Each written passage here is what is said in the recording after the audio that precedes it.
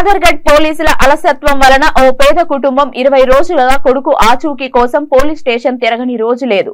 చివరకు ఆసుపత్రిలో 20 రోజుల క్రితమే మృతి చెందాడని తెలుసుకొని పోలీసుల తీరుపై వారు ఆగ్రహం వ్యక్తం చేశారు.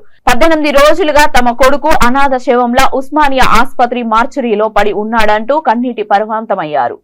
షాదర్గఢ్ పోలీస్ స్టేషన్ పరిధిలో 6వ తేదీ అర్ధరాత్రి గుర్తు తెలియని కారు ఢీకొట్టడంతో శ్రావణ్ కుమార్ అనే యువకుడికి తీవ్ర గాయాలయ్యాయి.